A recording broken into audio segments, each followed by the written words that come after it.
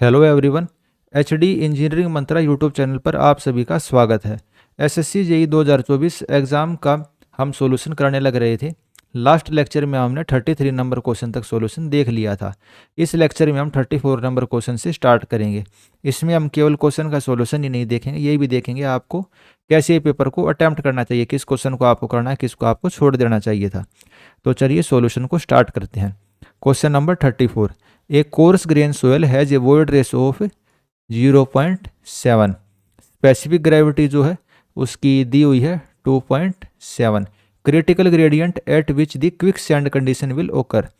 तो जो quick sand condition होती है वो किस क्रिटिकल ग्रेडियंट पे होगी। तो आई क्रिटिकल का फॉर्मूला आपको पता है, G-1/1 + E। कैलकुलेटर आपके पास अलाउड था ही, तो 2.7 - 1 1.7, 1 + 0.7 1.7, आपका आंसर आ जाता 1। तो fourth answer will be correct. तो इजीली बिना कैलकुलेटर के भी आप इसको 30 सेकंड में सोल्व कर सकते थे। बिल्कुल आसान क्वेश्चन था, वो आपको अटेम्प्ट करना चाहिए था। अगला क्वेश्चन 35 नंबर क्वेश्चन।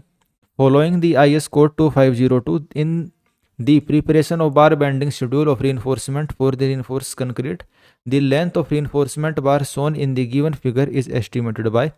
भैया आपको डायग्राम में जो सरिया दिया हुआ है, बार दिया हुआ है, इसकी लेंथ कितनी होगी।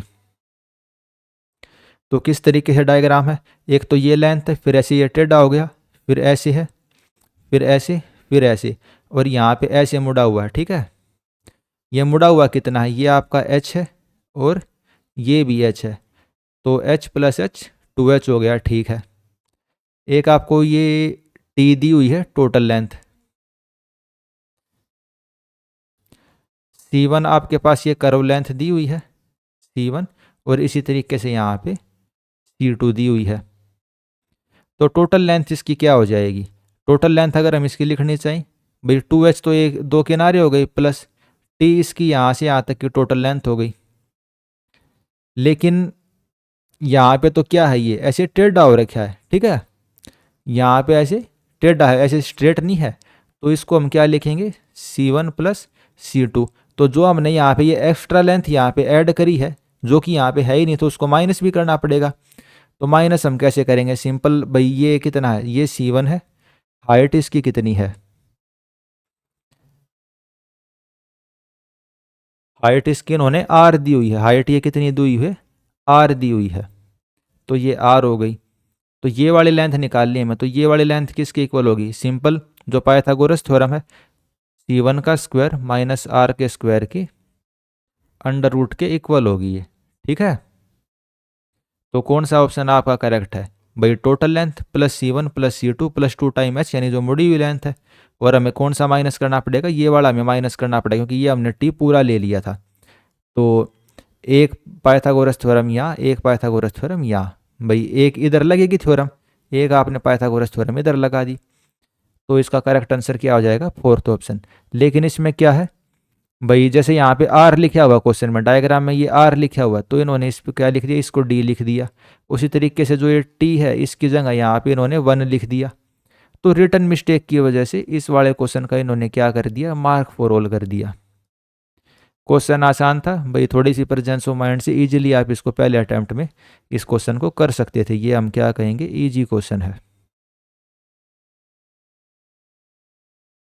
अगले क्वेश्चन को देखते हैं, 36 नंबर क्वेश्चन।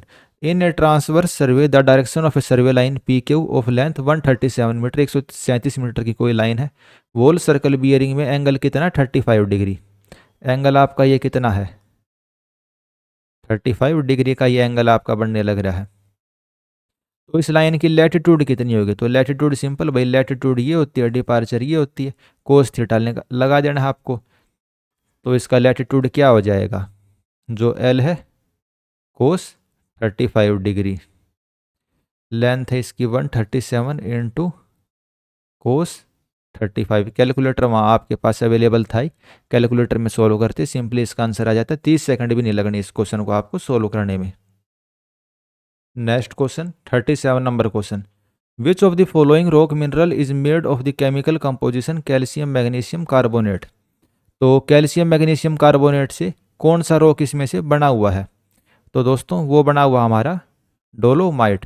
तो इस क्वेश्चन को भी मैं इजी ही कहूँगा, भाई जनरल समझ से भी आप इस चीज़ को कर सकते हो। भाई जो कैल्शियम होती है, मैग्नीशियम होती है, वो हमें किससे मिलती है? डोलोमाइट से मिलती है। सिलिकॉन डाइऑक्साइड किसी भी तरीके से नहीं हो सकता। जिप्सम आपको पता है भाई कैल्शियम सल्फेट होता है। माइका में भाई क्वार्ट्स वगैरह होते हैं। तो बचा कौन सा? डोलोमाइट बचा। Very easy question. अगला question, any operation of concreting done at dash degree atmospheric temperature और below is term as the cold weather concreting. कितने से कम टेम्परेचर पे अगर हम कंक्रीट करेंगे तो उसको कोल्ड वेदर कंक्रीट कहेंगे। 5 डिग्री सेल्सियस से कम पे अगर कंक्रीटिंग करेंगे तो क्या होगी? Cold weather concreting. ये भी इजी क्वेश्चन है, लेकिन जिसको आता होगा इस क्वेश्चन को वही कर सकता है, ठीक है। तो फैक्चुअल बेस्ड क्वेश्चन था ये, आगे के लिए याद रख लेना। लेकिन 5 से कम होगी तो कोल्ड वेदर कंक्रीटिंग, और 40 डिग्री सेल्सियस से ज़्यादा होगी तो हॉट वेदर कंक्रीटिंग, ठीक है। अगला question, study the following statement and identify the correct option with respect two factor affecting the permeability of the soil medium. Permeability के रिगार्डिंग आपको 2 स्टेटमेंट दी हुई हैं, आपको करेक्ट आंसर आइडेंटिफाई करना है। पहली स्टेटमेंट देखते हैं, permeability is directly proportional to the viscosity of water and inversely proportional to the unit weight. Permeability है वो विस्कोसिटी के डायरेक्टली प्रोपोर्शनल। अगर विस्कोसिटी ज़्यादा होगी तो परमिएबिलिटी क्या होती है? कम होती है। तो ये तो गलत बात कहने लग रहा है। And inversely proportional to the unit weight, अगर वेट उसका ज़्यादा होगा तो परमिएबिलिटी कम होगी, और वेट ज़्यादा होगा तो परमिएबिलिटी कम होगी। तो भाई यूनिट वेट के ऊपर तो परमिएबिलिटी इनवर्सली प्रोपोर्शनल होती है, ये बात हमारी सही हो गई। दूसरी स्टेटमेंट देख लेते हैं, degree of saturation of the soil medium after the permeability alter the permeability through the soil. Degree of saturation के ऊपर परमिएबिलिटी डिपेंड करेगी। तो जी हाँ, डिपेंड करेगी डिग्री ऑफ सैचुरेशन पे। अगर सोयल हमारी सैचुरेटेड है, अगर सोयल हमारी सैचुरेटेड है तो उसकी परमिएबिलिटी ड्राई सोयल के कंपैरिजन में ज़्यादा होगी। तो सेकंड स्टेटमेंट सही है। ये इंपॉर्टेंट पॉइंट है। बच्चे सोचते हैं भाई ड्राई सोयल के अंदर तो एयर ही एयर है, वहाँ जल्दी परमिएबल होनी चाहिए, लेकिन ऐसा नहीं होता। वो एयर बबल क्या है? ऑब्स्ट्रक्शन क्रिएट करेंगे, वाटर को पास नहीं होने देते। तो पहली स्टेटमेंट आपको देखनी है, वो गलत थी। भाई परमिएबिलिटी होती है विस्कोसिटी के, वो होती है इनवर्सली प्रोपोर्शनल होती है। परमिएबिलिटी विस्कोसिटी के इनवर्सली, भाई विस्कोसिटी ज़्यादा होगी तो परमिएबिलिटी कम हो जाएगी। अच्छा, और ये यूनिट वेट का भी देख लेना, ये शायद गलत बता दिया था। यूनिट वेट का डायरेक्टली प्रोपोर्शनल रहेगी, ठीक है। जो परमिएबिलिटी है यूनिट वेट के डायरेक्टली प्रोपोर्शनल रहेगी। अगला क्वेश्चन देखते हैं, 40 number question, match the following with respect to the IS specification on the drinking water quality as per IS 10-500/2012। तो आपको जो ड्रिंकिंग वाटर के अंदर बताना है भाई, अलग अलग जो कंपाउंड दिए हुए हैं, कैल्शियम, क्लोराइड, फ्लोराइड, उनकी एक्सेप्टेबल लिमिट क्या है। तो सबसे पहले कैल्शियम, कैल्शियम की एक्सेप्टेबल लिमिट कितनी है भाई? कैल्शियम मैक्सिमम कितना हो सकता है? 75 मिलीग्राम पर लीटर। कैल्शियम की एक्सेप्टेबल लिमिट 75। क्लोराइड की कितनी है? 250। क्लोराइड की कितनी है? 250। 250 से लेकर कितना हो सकता है? ये 1000 तक हो सकता है। फ्लोराइड की कितनी है?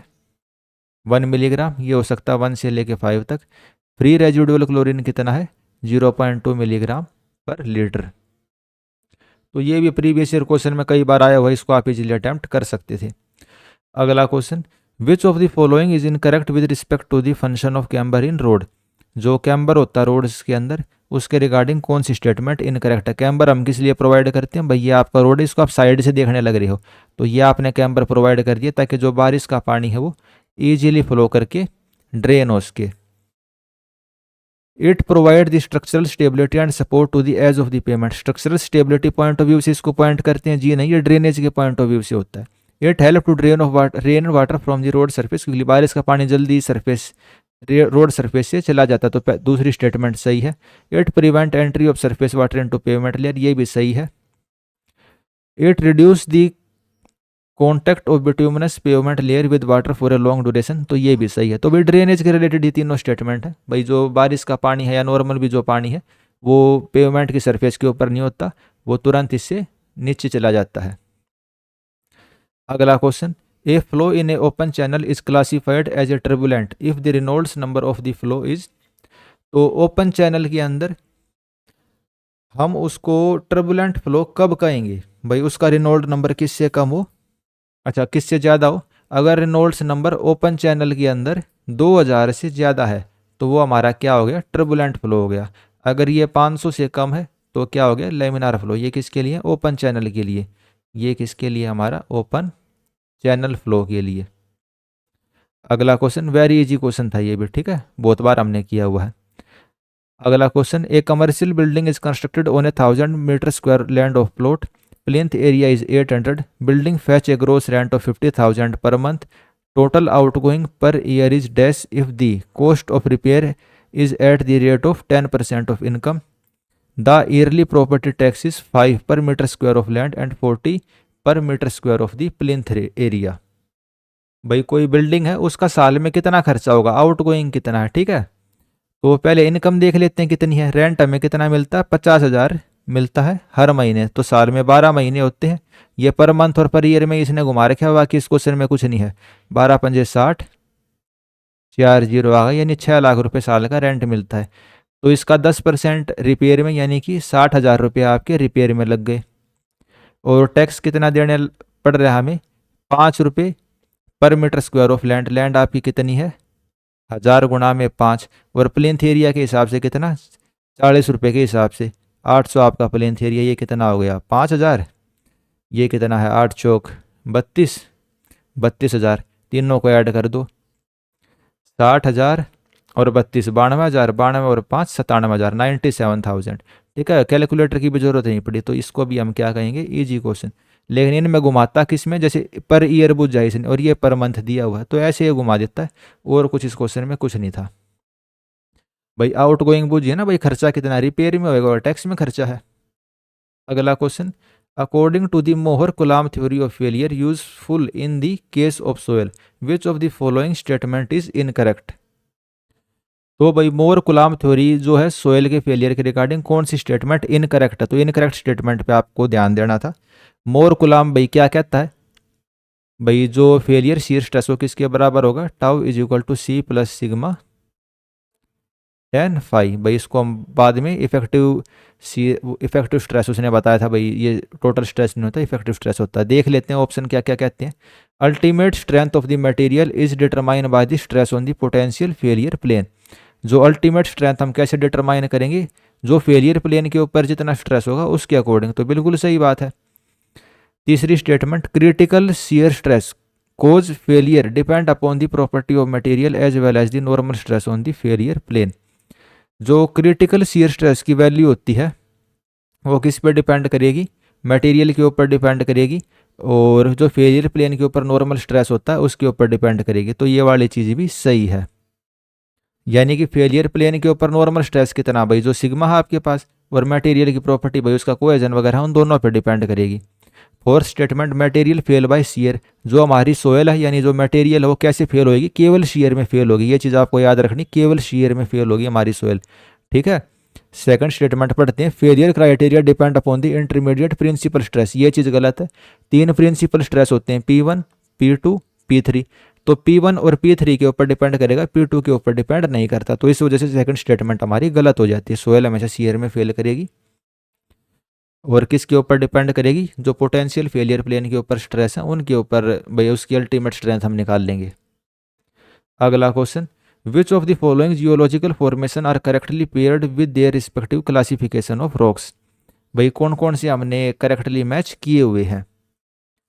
तो हम ऑप्शन देखते हैं। ऑप्शन नंबर 1, जो गैब्रू होता है वो क्या होता है, इग्नियस रॉक होता है, बिल्कुल सही है। जो पेरिडोडाइट होता है वो क्या होता है, पेरिडोडाइट भी हमारा इग्नियस रॉक होगा।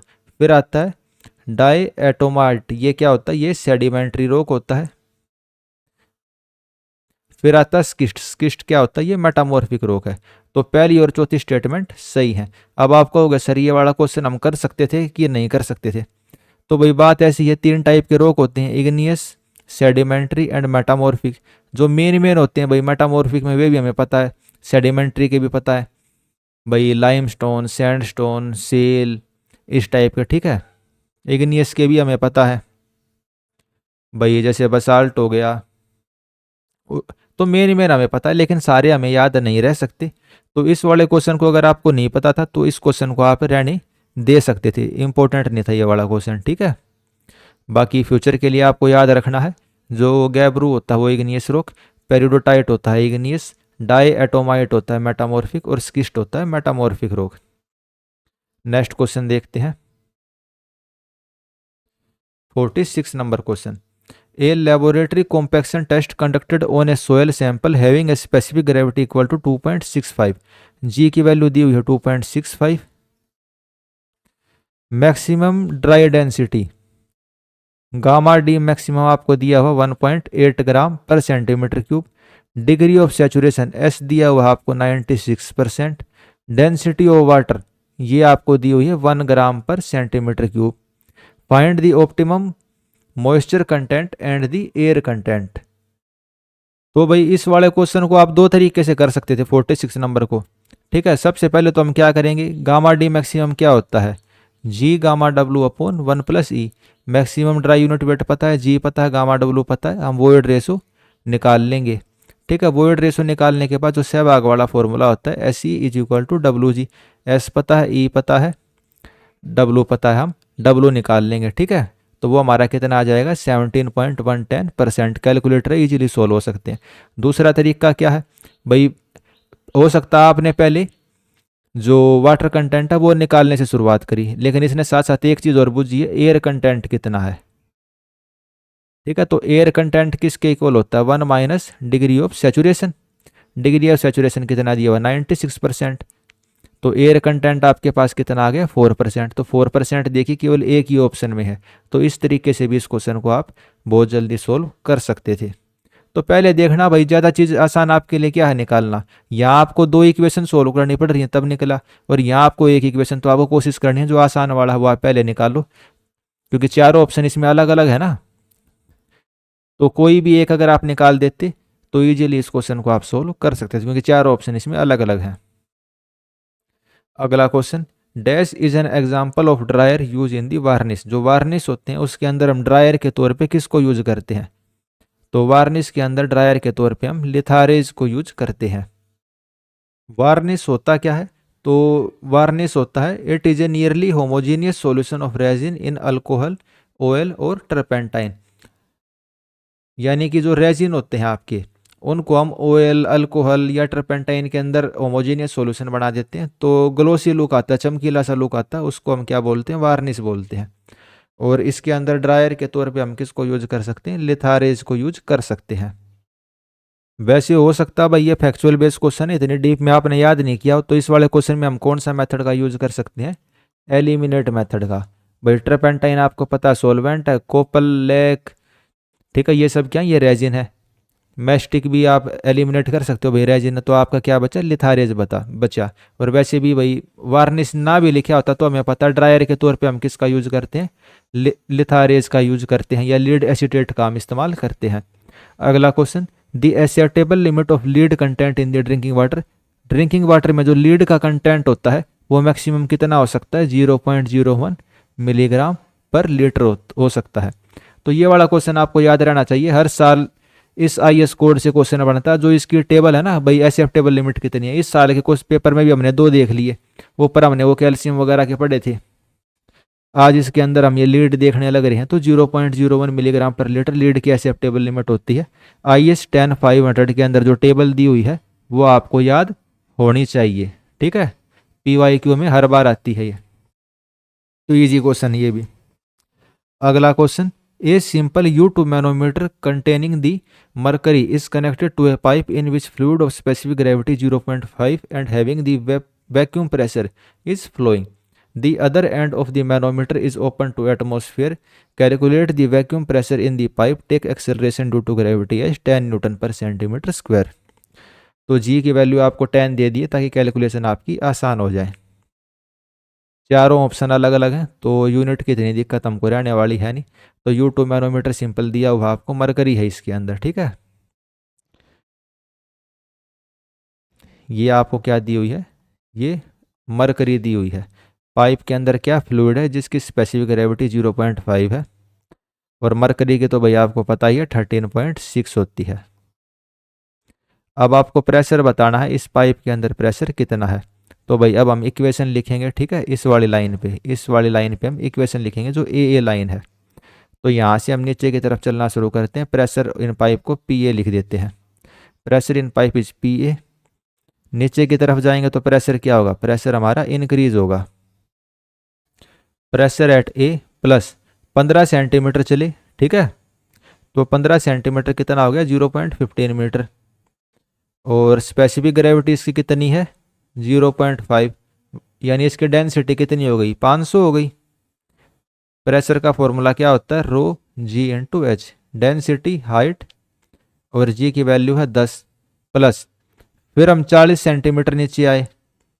मरकरी की स्पेसिफिक वो होती है 13.6, कितने नीचे आए हम, 40 नीचे आए, 1000 इंटू 10।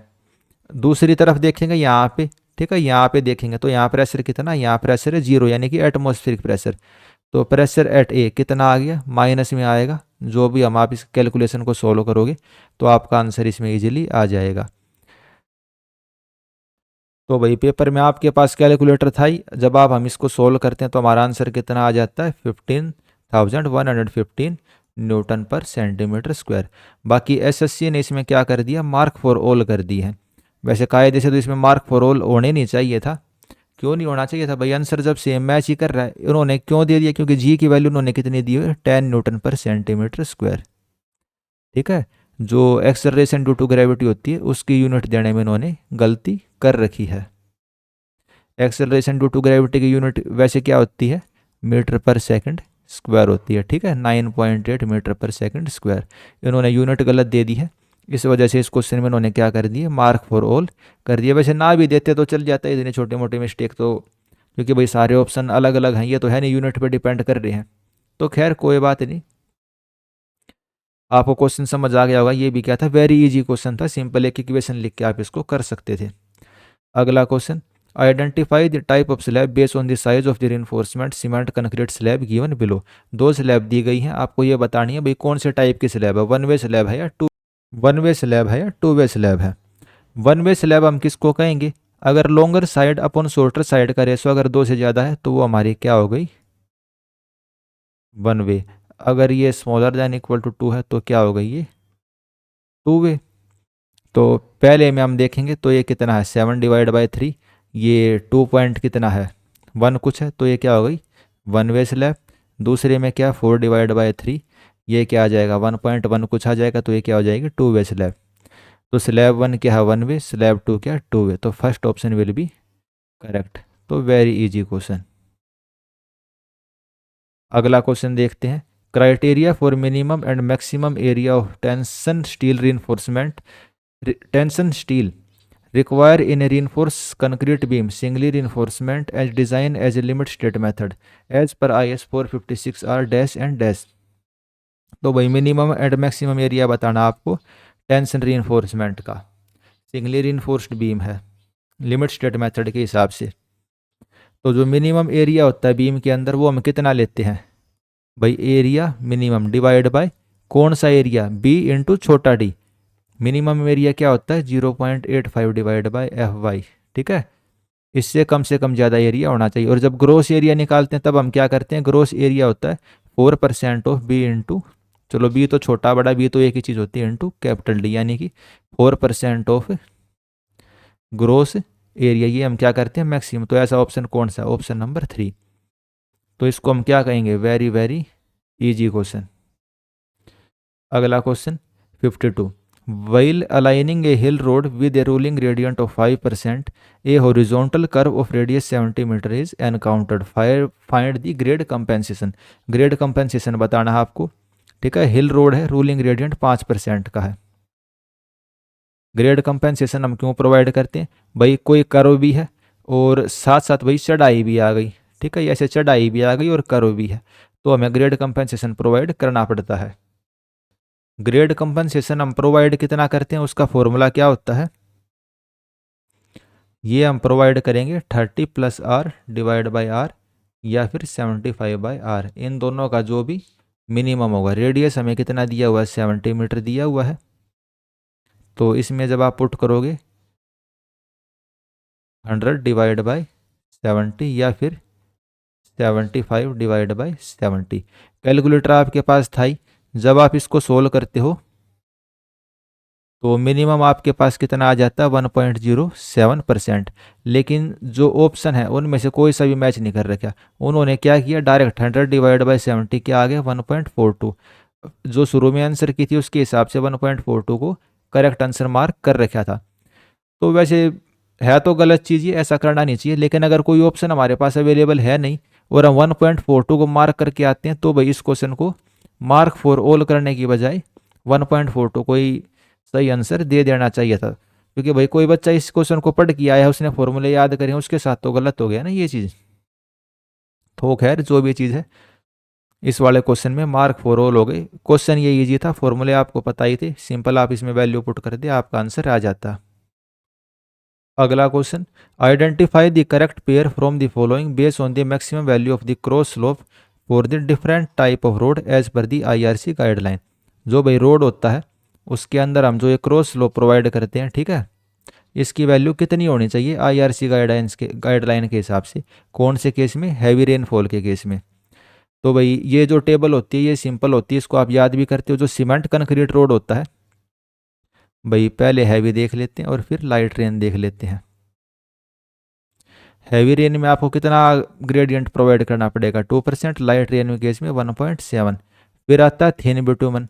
क्या आता है, थिन बिटुमन के केस में हम कितना लेते हैं 2.5 से लेके, मतलब लाइट रेन में 2%, हैवी में 2.5।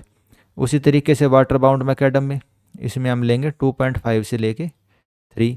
और फिर आता है अर्दन रोड, जो भाई कच्ची मिट्टी के रोड होते हैं, इसमें हम करेंगे 3 से लेके 4%। तो ऑप्शन में हमसे क्या पूछा, thin bitumen. Thin bituminous surface के लिए मैक्सिमम स्लोप कितना होएगा हैवी रेन के केस में, ये होगा 2.5। ये कितना होगा 2.5। वाटर बाउंड मैकेडम रोड के लिए हैवी रेनफॉल में कितना होगा 3%, बिल्कुल सही है।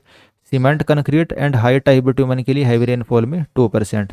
तो second and third are correct, second and third are correct. लेकिन इस वाले क्वेश्चन में भी मार्क फॉर ऑल कर दिया, ठीक है। तो इसमें भी सही आंसर ये कर सकते थे, लेकिन बच्चों ने ऑब्जेक्शन लगाया और SSC ने कोई रिस्क ना लेते हुए इसको इस वजह से मार्क फॉर ऑल कर दिया है। तो ठीक है दोस्तों, आज की वीडियो में इतने ही करते हैं। अगर जो बचे हुए हमारे क्वेश्चन हैं उनको हम नेक्स्ट वीडियो से देखेंगे। आज भी जो हमने क्वेश्चन देखे सारे आसान ही थे, ये दोनों आसान थे, ये भी आसान था, ये भी आसान आसान, ये वाला भी आसान है। 47 वाले में आपको दिक्कत हो सकती है, लेकिन एलिमिनेट करके इसको भी आप इजीली सॉल्व कर सकते थे। 46 भी आसान था। 45 वाला कह सकते हैं कि भाई इतनी बड़ी टेबल आप याद कैसे करोगे, तो एक क्वेश्चन ये हो गया थोड़ा डिफिकल्ट सा। 44 मोर गुलाम बिल्कुल आसान, आसान आसान है दोनों। ये भी आसान है, ये भी बिल्कुल आसान है। तो IS कोड 12500 के अंदर जो टेबल दी हुई है वो आपको पूरी याद होनी चाहिए, हर साल क्वेश्चन आते हैं। उसके अलावा ये भी आसान क्वेश्चन थे। कोल्ड वेदर कंक्रीटिंग 5 से कम, हॉट 40 से ज़्यादा, तो इसको आप कर सकते थे, ये भी कर सकते थे, ये भी कर सकते थे, और ये वाला क्वेश्चन भी हो सकता था। तो आज हमने जितने क्वेश्चन किए हैं सारे क्वेश्चन लगभग आसान ही थे, एक क्वेश्चन को छोड़ दिया जाए तो, ठीक है। तो आज हमने टोटल 20 क्वेश्चन किए हैं, 20 किए हैं 19 किए हैं। आज हमने 19 या 20, चलो जितने भी हैं उतने क्वेश्चन किए हैं, और उनमें से केवल एक क्वेश्चन ऐसा था जो हमसे नहीं बनता। उसके अलावा सारे क्वेश्चन हम सोल्व कर सकते थे, लगभग आसानी क्वेश्चन थे। तो जो 54 नंबर क्वेश्चन है उससे हम नेक्स्ट वीडियो में करेंगे। तब तक आपने दोस्तों चैनल को सब्सक्राइब नहीं किया तो आप सब्सक्राइब कर सकते हो, अपने दोस्तों के साथ शेयर कर सकते हो। वीडियो आपको कैसी लगी ये आप कमेंट करके बता सकते हैं। Thank you.